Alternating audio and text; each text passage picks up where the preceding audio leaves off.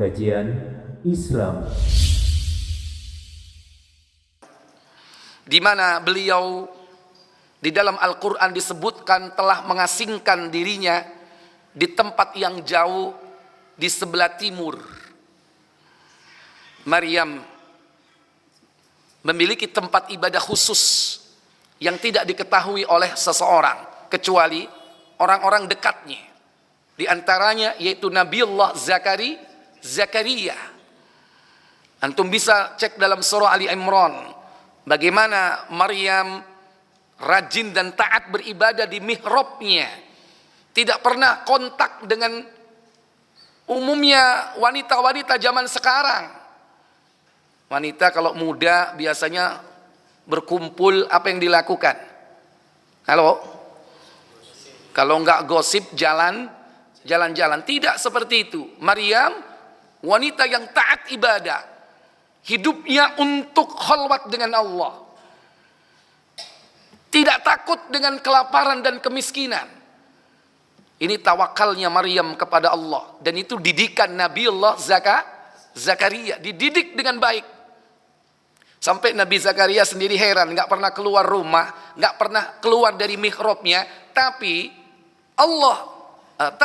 dia selalu dicukupi kebutuhannya. Di sampingnya terdapat buah-buahan yang bukan pada waktu musimnya ada di tempat itu. Ketika ditanya, dari mana ini? Dari Allah. Allah memang turunkan makanan dari langit. Ini kalau tawakal kepada Allah Jalla wa'ala. Antum jangan coba-coba kalau nggak punya iman yang kuat, ya kan? Sebulan nggak keluar-keluar, ya, bener-bener kelaparan antum. Ini Maryam, wanita pilihan, dan wanita itu memang lebih bertakwa jika dia hidup menyendiri atau tidak kontak dengan dunia luar.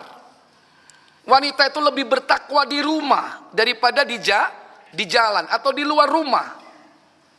Makanya Allah perintahkan waqarna fi buyutikunna, dan hendaklah kau tetap tinggal di rumahmu. Maka wanita solihah itu indoor type, tipe wanita rumahan, bukan outdoor type, tipe wanita apa? Luaran gitu. Senangnya jalan-jalan, ya. Cuci apa? Cuci mata. Kalau pengen cari wanita solihah, tempatnya di mana? Halo, tempatnya di mana wanita solihah? Di rumah. Antum keliru kalau cari jodoh di mall, iya kan? Yang di mall itu rata-rata bukan wanita solihah. Wanita solihah di rumah. Udah kadung Ustadz, dapatnya di mall. Ya udah, kalau gitu berdoa dan usaha di upgrade, ya kan? Ikhwatal iman aizakumullah. Karena kita tergiur dengan kecantikan, dengan modernitas, ya kan? Wanita zaman sekarang, wanita gaul. Ikhwatal iman. Maryam, dia pasang hijab. Orang-orang nggak pada tahu tempat dia berdoa, bermunajat, mengabdi kepada Allah. Kata Allah pada ayat berikutnya, fattakhadat min dunihim hijaban fa-arsalna ilaiha ruhana fatamassala laha basharan sawiyya. Maka ia mengadakan tabir yang melindunginya dari mereka, kaumnya. Nggak ada yang tahu kecuali hanya keluarganya. Nah, di saat itulah tiba-tiba muncul sosok lelaki yang tidak dikenalnya, yang tidak lain adalah utusan Allah, malaikat Jibril. Maka kata Allah dalam ayat itu, fa arsalna ilaiha, kami utus kepada Maryam ruhana, yaitu Ruhul Amin, Ruhul Kudus. Fatamassala laha basharan sawiyya, dia menyerupai laki-laki yang sempurna. Tapi di situ disebutkan manusia sempurna. Manusia sempurna berarti apa? Lalu lelaki. Begitulah malaikat. ketika datang kepada orang tidak pernah menyerupai perempuan, sekalipun yang didatangi perempuan. Mestinya menurut logika akan lebih akrab jika Jibril itu bertemu dalam keadaan menjadi seorang apa? Perempuan. Begitu datang berpelukan, ya kan? Tapi tidak, tetap. Karena itu SOP. Apa SOP? Hah? SOP sop makanan lulu ente ini, ya. Standar operasional prosedur. Malaikat kalau datang ke orang itu selalu wujudnya lelaki. Tentu lelaki yang sempurna dengan pakaian yang sesuai sunnah dan berjenggot. Tidak mungkin malaikat datang jenggotnya dikepang, ya, nggak mungkin. Apalagi lebih tidak mungkin datang sebagai seorang wanita. Justru yang sering datang menyerupai wanita itu syaitan, bahkan iblis. Itu yang sering datang. Makanya nggak ada kakek sihir, yang ada siapa? Perempuan, ya. Pak lampir nggak ada, yang ada mak lampir, perempuan lagi. Datanglah sebagai basyaron sawiyah, laki-laki sempurna. Kaget nggak? Kaget nggak Maryam? Kaget sekali. Di tempat yang tidak ada orang tahu, tiba-tiba muncul laki-laki yang tak dikenal. Begitu kagetnya, apa kata Maryam?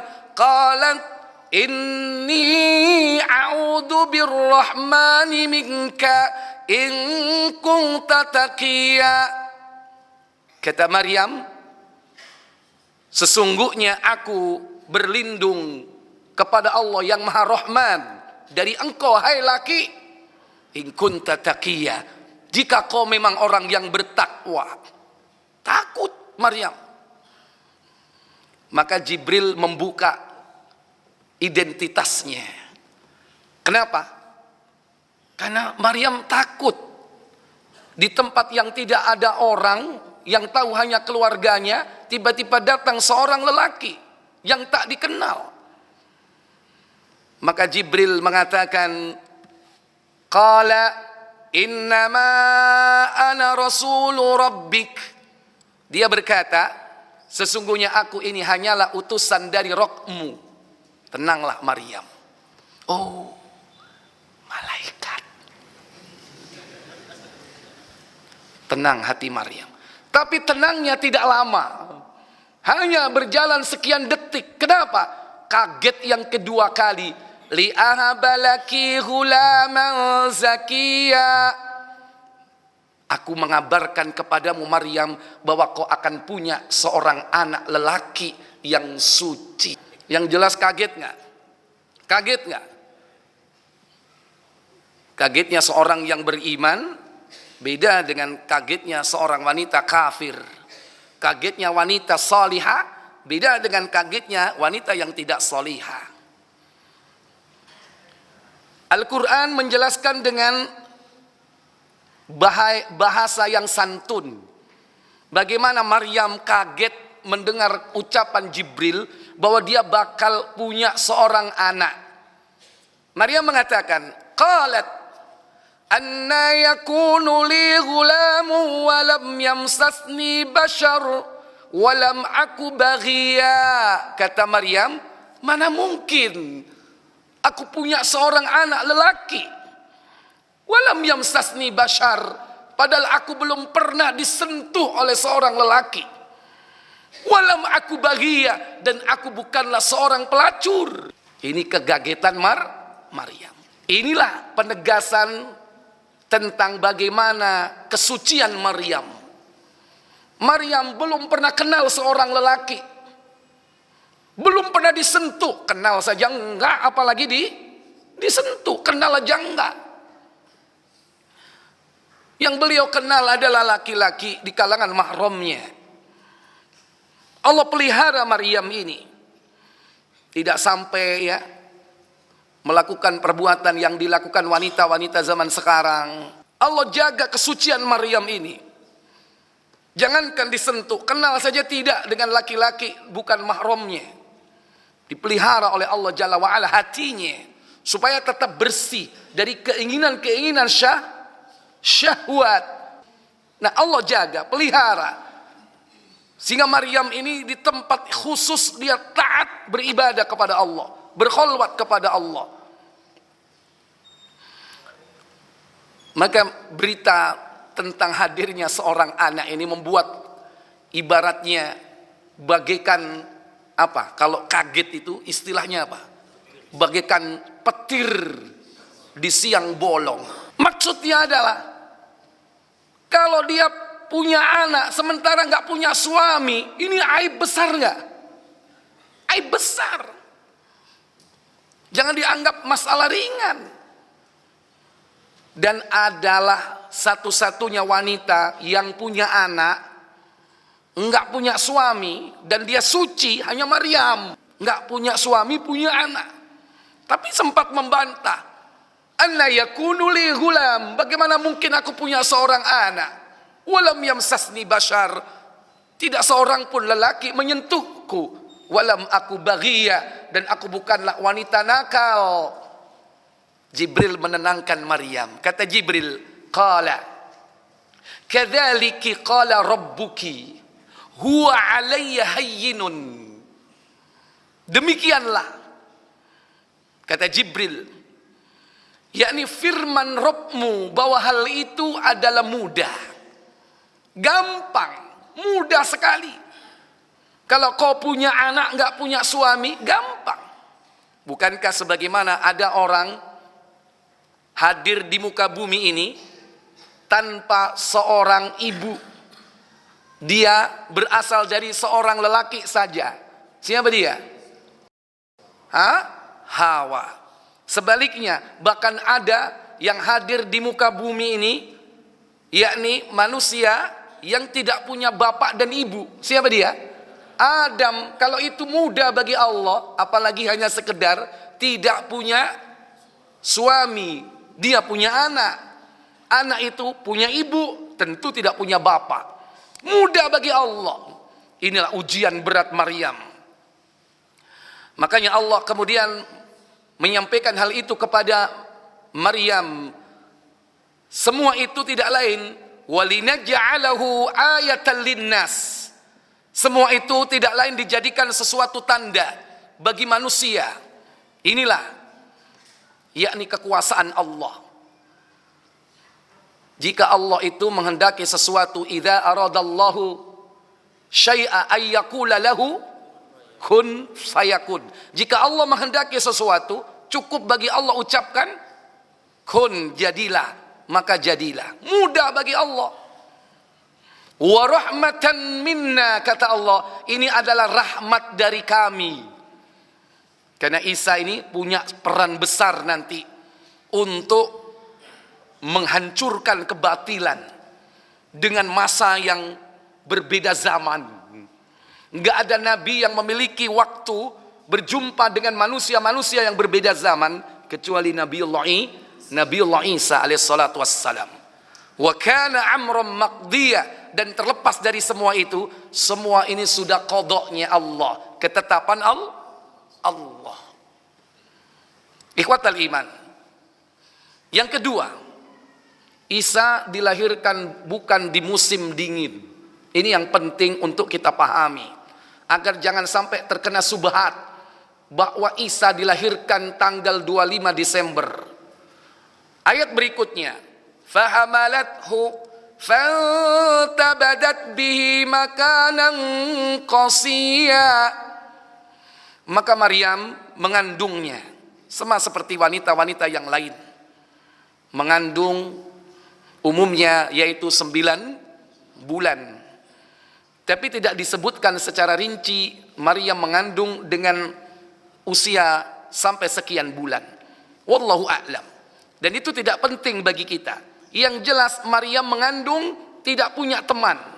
Karena dia semakin jauh mengasingkan diri. Karena aib menurut orang saat itu hamil, belum pernah menikah dengan seorang lelaki. Tentu itu aib menurut manusia pada umum. Nggak ada teman. Kalau wanita sekarang Siapa yang menemani ketika dia hamil? Halo? Suaminya 2, orang tuanya 3, mertuanya 4, saudara-saudara. Maryam nggak punya teman. Wanita sekarang kalau hamil, dia belajar bagaimana cara hamil yang baik. Dia baca buku, baca artikel. Maryam buka majalah apa? Nggak ada majalah untuk membimbing kehamilan seorang wanita. Bayangkan sendiri. Maka saat detik-detik mau melahirkan, فَأَجَاءَهَا الْمَخَاضُ إِلَى جِذْعِ النَّخْلَةِ قَالَتْ يَا لَيْتَنِي مِتُّ قَبْلَ هَذَا وَكُنْتُ نَسْيًا مَنْسِيًّا. Maka saat menjelang akan melahirkan anak, apa yang dilakukan oleh Maryam? Beliau Maryam bersandar pada pangkal pohon kurma. Ini saking sakitnya melahirkan, sudah tidak ada teman, sudah tidak ada siapa-siapa. Dia melahirkan seorang diri. Dia melahirkan tidak sebagaimana wanita-wanita yang lain. Wanita yang lain melahirkan sudah tidak perawan. Wanita ini melahirkan masih dalam keadaan apa? Halo? Masih perawan tidak? Masih perawan. Beda dengan wanita umumnya. Begitu rasa sakitnya sampai dia sandarkan punggungnya, yakni ke pangkal pohon kurma. Dan dia ucapkan, qalat ya laitani mittu qabla hadha. Lebih baik aku mati sebelum hari ini, kata Maryam. Wa kuntu nasyam mansiya, dan aku menjadi orang yang dilupakan, menjadi orang yang tidak ada sejarahnya di muka bumi ini. Ini saking rasa sakitnya yang luar biasa. Maka Jibril pun turun menenangkan hatinya, tapi tidak menampakkan diri. Jibril turun, fanadaha min tahtaha alla tahzani qad ja'ala rabbuki tahtaki sariya. Jibril menyeru dari tempat yang rendah. Dia mengatakan, alla tahzani, Maryam, jangan kau sedih. Qad ja'ala rabbuki tahtaki sariya. Allah jadikan di bawah kakimu yaitu anak sungai yang mengalir. Orang melahirkan itu butuh air tidak? Butuh air. Disitulah Maryam kemudian melahirkan Isa. Ini menandakan bahwa saat itu bukan musim dingin. Kalau musim dingin, pertama, apa yang terjadi pada air? Seandainya tidak beku, minimal air itu menjadi apa? Menjadi dingin, menjadi es. Beku sama es bedanya apa? Kalau tidak beku, minimal dingin air itu. Dan tentu kalau seandainya ini dipakai sebagai metode melahirkan di zaman modern, yaitu memudahkan persalinan dengan melahirkan di dalam air, tidak sembarang air tentunya, karena tidak mungkin dengan suhu yang berbeda antara suhu yang ada di perut ibunya dengan suhu yang ada di air itu. Tentu akan menjadikan bayi itu kaget, dari hangat menjadi apa? Dingin. Karena tidak mungkin hal itu terjadi pada waktu musim dingin. Justru sebaliknya, itu lebih bagus terjadi di musim panas.